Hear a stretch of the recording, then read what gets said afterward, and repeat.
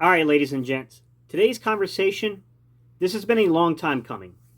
I've been intending to do this conversation, but I want to make sure that it's understood correctly. I want to make sure that I'm articulating the points the way that I want you guys to pick up what I'm saying, okay?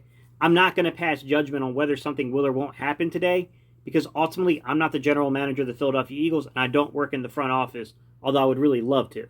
But I don't have that kind of power, I don't have that kind of influence, I don't have that kind of knowledge in terms of what they will or won't do. But I do know the contract. So let's talk a little bit about the impact a Carson Wentz trade would have, whether it's going to happen or it won't happen. And we can get into a little bit of that conversation, too, to kind of round it out. But, all right, y'all, let's get it.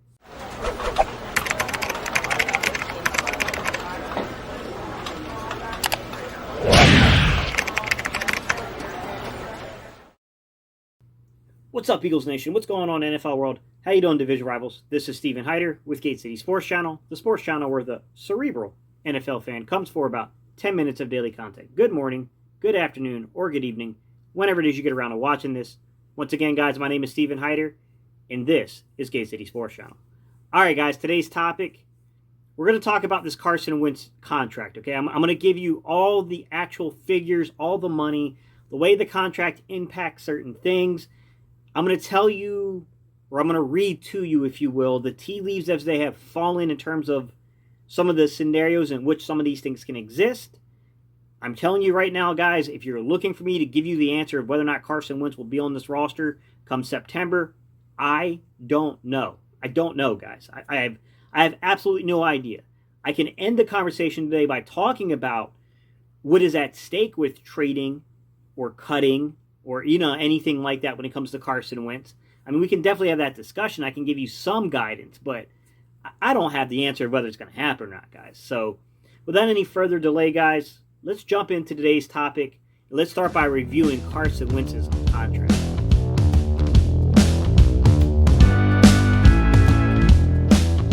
Let's begin by going over the nuts and bolts of the contract, right? So before the 2019 season, back in June of 2019, okay, Carson Wentz signed a 4-year, $128 million extension, all right? The $128 million, understand it's a little deceiving, guys.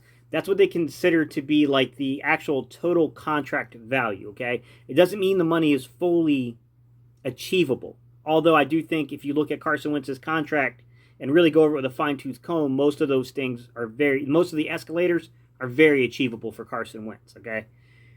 At the time that Carson Wentz signed this contract, he signed it for $107, like 0.8 or $0.9 million guaranteed, which at the time, it has clearly been surpassed since then, but at the time, it was the highest, guaranteed contract in the NFL. Remember the history from which we came from, though. The season prior to this, we had a situation to where we had a quarterback, Kirk Cousins, leave Washington and go to Minnesota, and he was the first player in NFL history to get a fully guaranteed contract. These things keep going. Then you got Carson Wentz, got the most guaranteed money ever in a contract the following year. And then this past offseason, we saw, I don't even know how to explain Patrick Mahomes' contract. Like, that's outside this world. I mean, he's pretty much the highest paid athlete in the world right now. And then we kind of saw what happened with Deshaun Watson, who got more guaranteed money than Wentz at like $11 million guaranteed, guys. So, as part of this, guys, he got like $16 million signing bonus. All that stuff that's how this contract breaks down. That's what happened. That's the nuts and bolts, if you will, of the contract. So let's fast forward to 2021, right? Because Wentz was drafted first round. He had fifth-year option year. Obviously, we extended him going into the fifth year. This is the first year that the contract kicks in terms of its full value, okay? Let's take a look at just the basic things happening here, guys. He's $15.4 million in base salary, all right? He has a $9.273 million prorated bonus, okay? So obviously that's mostly coming from that signing bonus. Some other option bonus stuff is probably can kind of get built into that stuff, guys. He has a $10 million roster bonus, which that is part of some of his option bonus. He got $30 million total in option bonuses, so they kind of broke him up over like 3 years for the option bonus. And then he's got a cap number, so his cap hit is $34,673,536. Okay, that's his cap figure. You get that by going from the base salary to going to the prorated bonus into going into that roster bonus. His total salary is not guaranteed, guys. 25.4 out of that 34.6 is guaranteed. That's the simple underworkings of this contract, guys. The dead money on this, the dead money is $59,220,608. Okay, it's not quite as much as Jared Goff's $65 million. It's nowhere. It's not quite to the extent of Deshaun Watson's $67 million. It's still high. It's still a very hard object to get over. Now, would Carson Wentz be cut? Let's get into topic one here. Could you see the Eagles cutting Carson Wentz? Very unlikely, man. Something really bad would have to happen, because if you take the cap number, compare that to the dead money, you're losing $24.5 million. It's unlikely the Eagles are going to do something that drastic. But all these contracts have peculiar things built into the contract. One of the peculiars to Carson Wentz's deal is that the dead money, if traded, goes from $59 million to $33 million, okay? So now you end up getting back almost $900,000 toward your cap if he were to be traded.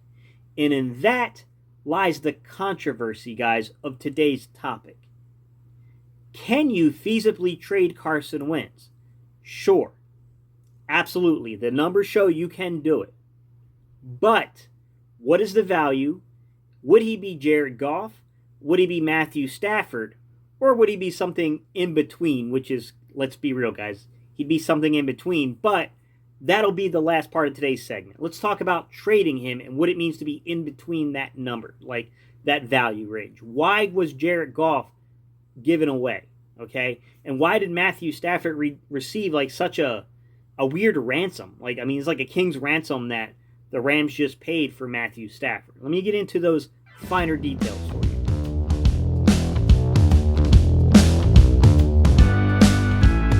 Item number one, guys, you have to recognize about Carson Wentz's contract compared to Jared Goff's contract and why there's a difference here.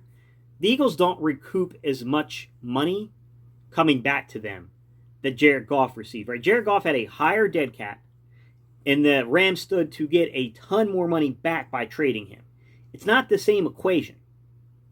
If you go to Jared Goff's contract, guys, and you look at the $65.2 million dead cap he gets, the minute that they accelerated that, not accelerated, that's not the right word. The minute that they traded out that contract's value, what it did is they had wrote some underlying things into his contract that brought his dead money down from $65.2 million to $22.2 million, guys. That is a drastic difference. Carson's definitely got a big variance too that brings you back to the plus side, but you're not really gaining anything from the cap of letting Carson go. Like, you're not getting any kind of substantial savings from letting Carson go that way. Now, if you June 1st designate Carson's trade, so if you let him compete in training camp and then he were to go, that's a different story. But just an outright trade with no June 1st designation, it didn't do the same thing for you that Jared Goff's contract did for the Rams. So the thing you have to know about Jared Goff's contract is they saved $12.75 million by unloading Goff's contract to Detroit. I don't know the Rams cap situation, but I'm willing to take a leap of faith here that part of the way that this deal worked has little to do with Jared Goff as some of the experts are making it seem. I think that they had to find cap savings. The one clear cap savings they can offer is Jared Goff. So they're basically saying, hey, in exchange for giving us the money, the cap space to get Matthew Stafford under contract, I have to unload this contract and it's going to give us savings. He was just basically a freebie. I don't think that's the same situation for the Eagles, guys. Also, keep in mind, the Rams had no backup plan. There's no rookie, young, second-year quarterback coming in behind Jared Goff. They had to have another piece to get rid of Jared Goff if they're truly contending. The Eagles do have a young piece. Now, we can argue how good of a player, Jalen Hurts is going to be. Is he really a franchise quarterback? I don't know the answers to that, guys. It's entirely too early to make that kind of prediction. But there's more pieces here to where the Eagles can't be suckered in the same way. Number one, we don't have the same cap viability here. There's no saving grace of $12 million in Carson's contract by this particular trade option.